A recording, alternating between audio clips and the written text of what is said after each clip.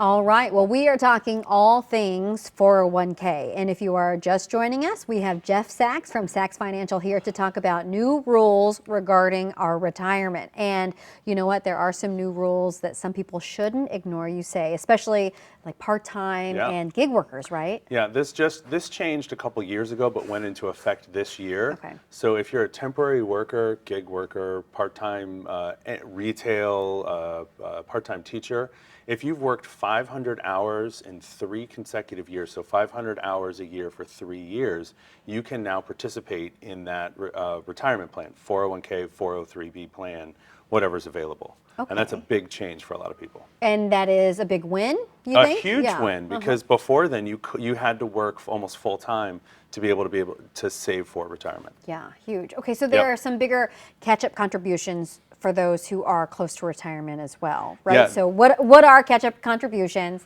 and who does it really impact? So prior to recently, it was if you were over the age of 50, you had a little bit extra that you could add into your 401k and into your IRA.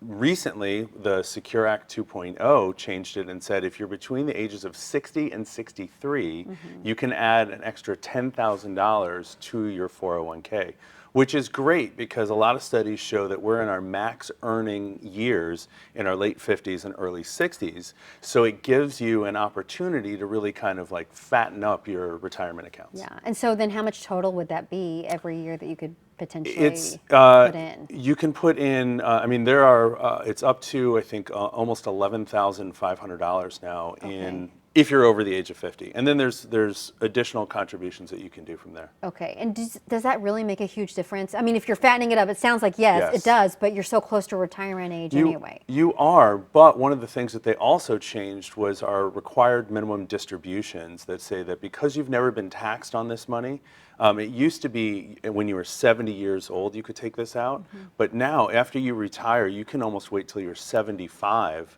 before you have to touch this retirement money. Okay. So you still have plenty of time to save, and any money that you can get into your 401k even later in your working years is better than not doing it at all. Yeah. Do you remember when I first met you and interviewed you, you said a lot of people in their 50s are like, this is when I go, oh my gosh, I haven't saved, so this would be a good thing for people. This is the time, right, where we spend our 40s getting out of debt and our 50s figuring out how to save for retirement.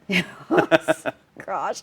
Can you explain the change with student loan payments? Yeah, so this is really interesting. This again also happened a couple of years ago and actually went into effect last year.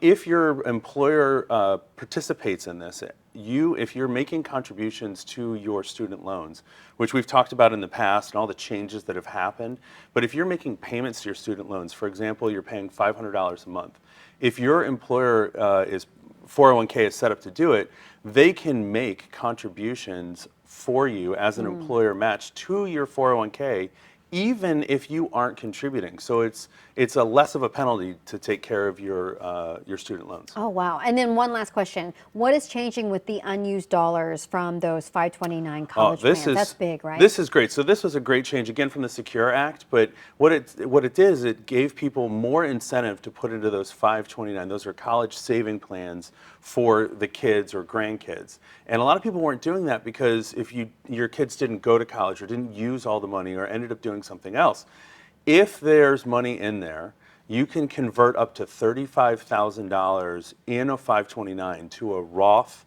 IRA, a Roth account, for that beneficiary, for that kid or grandkid. Oh, that's great. Real quick, want to look at the big board here because we did have a new comment coming in from Ann. And Ann says, oh, we asked, have you ever pulled out money of your 401k? She says, not yet, but I have a 403B. I feel like it's similar penalties. Is it similar penalties? It is. Okay. So a 401k, a 403B, a 457 are all relatively the same thing. Okay. It's just different tax codes for retirement accounts at work. Okay.